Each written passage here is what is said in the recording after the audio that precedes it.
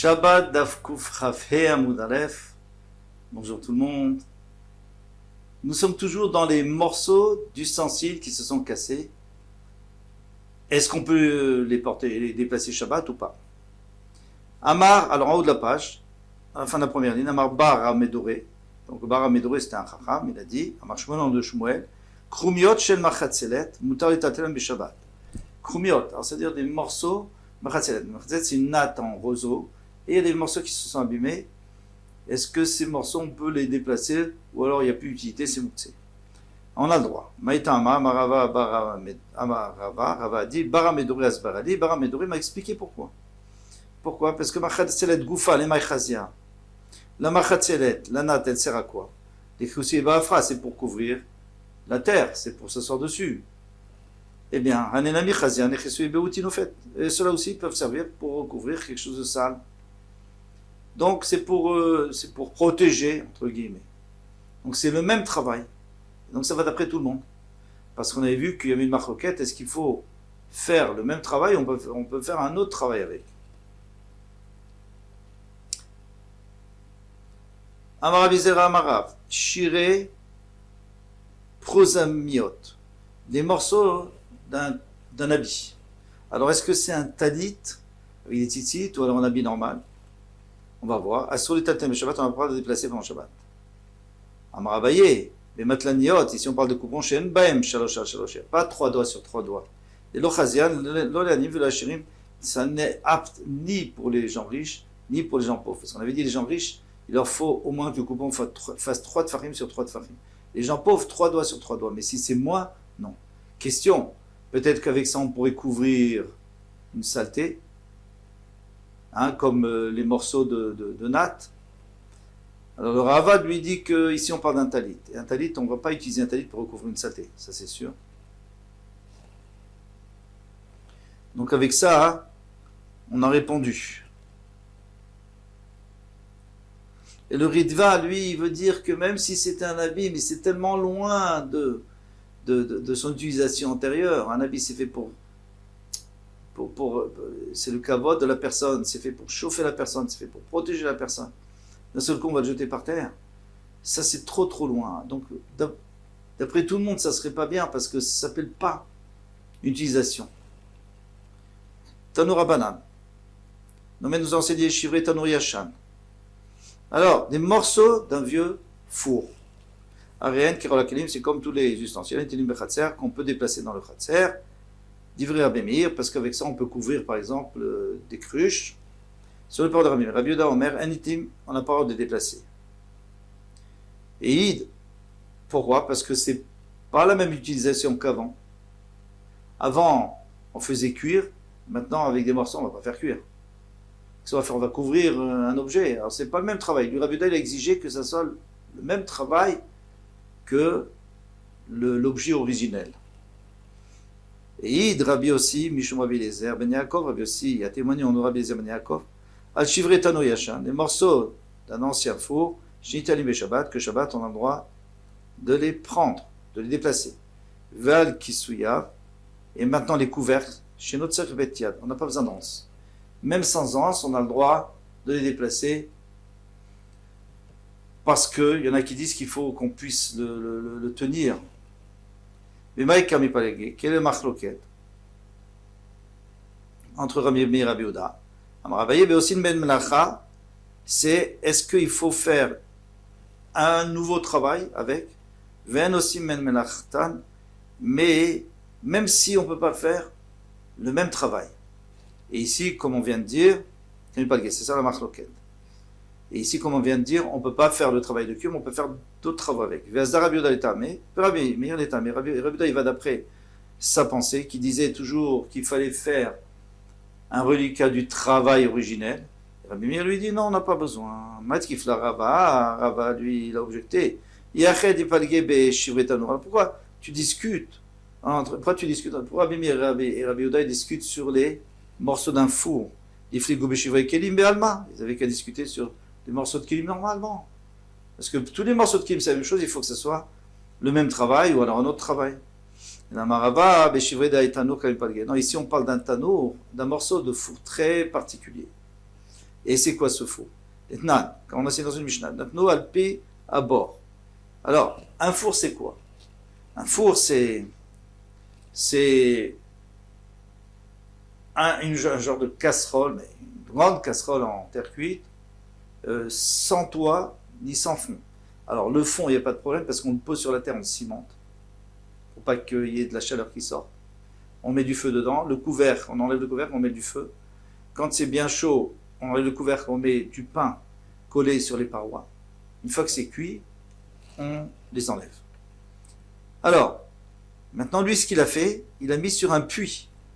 Donc le fond, c'est pas la terre, c'est un puits, mais il a mis une pierre entre les deux pour pas que ça tombe dans le puits. Donc il a mis une grande pierre et dessus il a posé son four.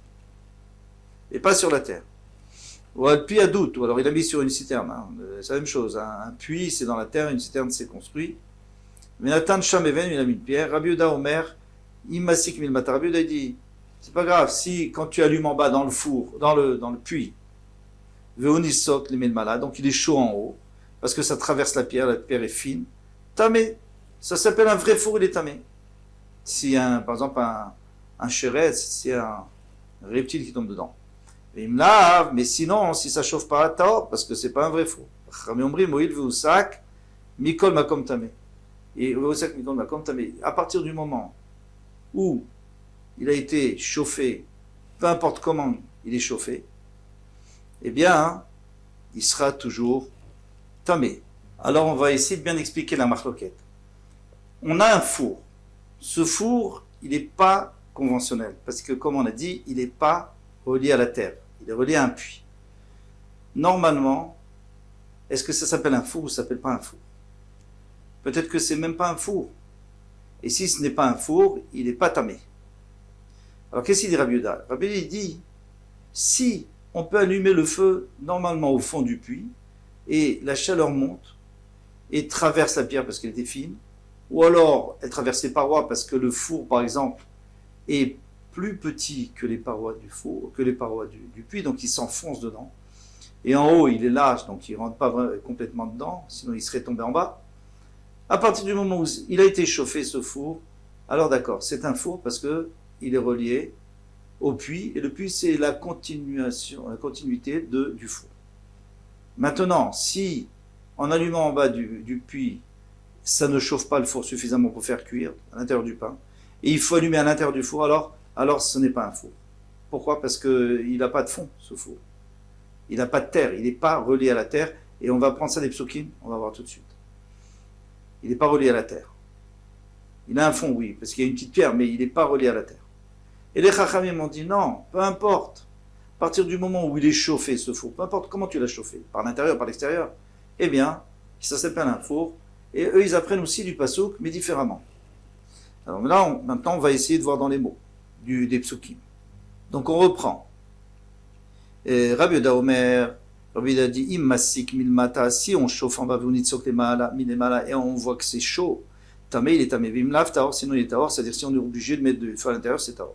Chachamim dit oil vosak, puisqu'il a été chauffé, mais comme tamé, de toute façon il est tamé. Ou bemaï kamé palga. Alors quelle est la marloquette? Baïkra ce pasuk. Tanour vekiraim yutsatz, tmeim hem, ou tmeim yulachem. Donc un tanour, un four, et kiraim, un fourneau, yutsatz, on doit le casser. Alors, pourquoi on n'utilise pas le mot yishaber, qu'il faut le casser? Parce que normalement, un klicheres, un ustensile en argile, une fois qu'il est tamé, on ne peut rien faire. Alors, on le casse, on le détruit. Mais yutsatz, ça veut dire qu'on le déracine. Ça sous-entend qu'il est rattaché à la terre. Tmeim, hem, dans ce cas-là, ils sont tmeim. Ou tmeim yulachem, et ils sont tmeim pour vous. Donc, il y a deux psukim, il y a deux halachot, on va prendre une autre halacha avec tmeim yulachem. Donc Rabbi Yehuda, lui, savar mechusar netzitza tamé. Shen mechusar netzitza taor. Si c'est un four qui est bien attaché à la terre, et la seule chose qu'il faut faire, c'est de déraciner, alors il est tamé, parce que c'est un four normal. Mais si, et non mechusar netzitza, il dit, c'est même pas peine de déraciner, parce qu'il n'est même pas attaché, comme dans cette histoire de puits, alors il est tort, parce que c'est pas un vrai four. Les rabbins savent, les rabbins pensent, mais miulachem, le passage qu'il a dit après, mais miulachem. Mais kol makom, ça vient inclure que de toutes les manières, il sera tamé, même si il n'est pas conventionnel ce four. Rabbanan nami activ yutsatz, Maintenant, qu'est-ce qu'ils vont faire les rabbanan avec Yutsat? Parce que Yutsat, ça sous-entend qu'il faut le déraciner, c'est-à-dire qu'il est attaché à la terre et pas au puits. Aoul et Dargissa, lui, il dit c'est au contraire, c'est pour nous apprendre une khumbra. Et ça, le cas d'Atachamina, moi j'aurais pu dire qu'il va déchavrer Behara, puisqu'il est scellé à la terre, qu'il bouffe à Behara, c'est comme la terre, et la terre, on sait très bien que c'est pas Mekabel Touma, ne reçoit pas le Touma. Comme Ashmanan, que c'est quand même un four, et c'est quand même un objet, un ustensile, et ça reçoit la Touma. C'est pour ça qu'on a dit, Tmeim Yehulachem une deuxième fois. Veidach, Nami actif Tmeim Yehulachem. Et maintenant, l'autre, c'est-à-dire celui qui est cholek sur les Chacham Rabbi Yehuda, lui, qu'est-ce qu'il va faire avec Tmeim Yehulachem? Aïki de Rabbi Yehuda Amar Shmuel, d'Amar Rabbi Yehuda Amar Shmuel, Machloket, Be'esek Rishon. Parce que lui, Rabbi Yehuda, il disait qu'il était Tahor. Alors il dit, tout la Machloket, c'est la première fois qu'on l'a chauffé. Aval Be'esek Sheni, mais et de ce passou qu'on va apprendre, de ces trois mots-là, il y a écrit Tmeim Yehulachem, on va apprendre que la deuxième fois qu'on le chauffe, peu importe. Si la première fois on l'a chauffé comme il fallait conventionnellement, et après, la deuxième fois, même si le four tu l'accroches, de façon de parler, tu l'accroches sur le cou d'un chameau et tu l'allumes, ça s'appelle encore un four. Ah, il est passé à la terre, c'est pas grave, il a déjà pris un digne de four. C'est parce qu'il y a écrit Tmeim Yehulachem. Amaroula, on l'a dit, Vesek Rishon, Rabbanan, Afilutalu Betsevar Gamal. Alors dans ce cas-là, d'après les Chachamim, même la première fois qu'on le chauffe, c'est pas grave, parce que les Chachamim, ils ont dit Mikol Makom, de toutes les façons. Sur le puits, sous le puits, en dehors, sur un gamal, sur un chameau. Matkif, là, Ravashi, lui, il a posé une question. Pourquoi vous discutez sur des morceaux de four? Eh bien, discutez sur le four lui-même. Est-ce que le four, il reçoit la touma ou pas? Ashtatanour, Goufa, des Rabbi Yehuda lo avemana. Si déjà le four lui-même, d'après Rabbi Yehuda, c'est pas un ustensile, eh bien, Shvarav Mibaya, est-ce que tu crois que ces morceaux, ça sera un ustensile? Bien qu'eux, ils parlent de Shabbat, et non parlent de Touma. Mais ça pose pas de problème, parce qu'à partir du moment où le Passouk, lui, nous a dit qu'un four, c'est tel et tel, s'il est scellé, s'il n'est pas scellé, donc c'est le même din pour Shabbat. Si c'est un four, alors c'est un objet. Si c'est pas un four, c'est pas un objet. En tous les cas, qu'est-ce qu'on veut dire ici? On veut dire que on n'avait qu'à parler du four, parce que c'est un plus grand chidouche. Parce que c'est pas la peine de parler des morceaux. Si le four si on a le droit de déplacer le four, alors dans ce cas-là, on aurait le droit de déplacer les morceaux. Mais si on n'a pas le droit de déplacer le four, parce que c'est pas un four, alors les morceaux aussi. Bien sûr qu'on n'aura pas le droit. C'est des morceaux de rien, c'est pas d'un ustensile, donc c'est sûr que c'est mouktsé. Alors pourquoi on a besoin de dire? Alors vous allez me demander, ok, mais peut-être c'est pour les Rabbanan, pour nous dire que d'après les Rabbanan, c'est pas seulement que le four est un objet, mais même les morceaux de four ne sont pas mouktsé. Alors le Maharsha, il faut regarder, le Maharsha, lui, il va expliquer que le chidouche, il est plus d'après Rabbi Yehuda que d'après les Chachamim. Et là, Rav Vashi, alors Rav Vashi a répondu, L'olam Kedé Amran, on peut toujours dire comme on avait dit au début, Meikara au début, Ose Maase Tafka, qu'en vérité, pourquoi on parle du four? Parce qu'il y a quelque chose de particulier dans ce four. C'est qu'à partir du moment où il est cassé, on peut encore l'utiliser pour faire cuire. Comment on fait? On fait comme Tafka. Tafka, ça veut dire des tuiles. Alors ils avaient l'habitude de prendre des tuiles. Les tuiles, c'est de la terre cuite. On le pose sur des trépieds, on allume un feu en dessous, et dessus on met du pain. Alors ça va pas s'appeler du pain au four, mais ça va s'appeler du pain grillé. Oui, ça va s'appeler du pain grillé. Et alors à ce moment-là, est-ce que c'est bien ou c'est pas bien? Parce que nous on avait dit qu'il faut que ça soit, d'après Rabbi Yehuda, il faut que ça soit le même travail qu'avant. Est-ce que ça s'appelle le même travail ou pas? Rabbi Meir les Dvarav, Rabbi Meir, il va d'après ses paroles, d'après les paroles de Rakama. Il va d'après les paroles de Rabbi Yehuda.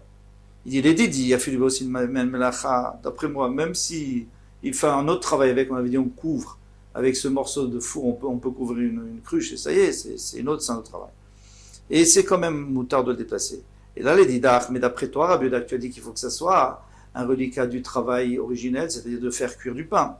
Ou des lémia, donc tu dois quand même être d'accord avec moi, au moins dans ce cas-là, c'est pour ça qu'on a parlé d'un four, parce que c'est un grand chidouche. Dans ce cas-là, tu es obligé d'être d'accord avec moi, que ça fait partie du travail, puisque tu peux faire cuire du pain. Rabbi Yehuda, il va dire, Loda, mais c'est pas pareil. Ata, mais c'est comme ibifnim. Là-bas, le four, on chauffe à l'intérieur du four et la chaleur cuit le pain. Acha et sekum berchutz, ici c'est de l'extérieur. C'est pas du tout la même cuisson. Moi j'appellerais ça du pain grillé peut-être, mais pas du pain cuit au four.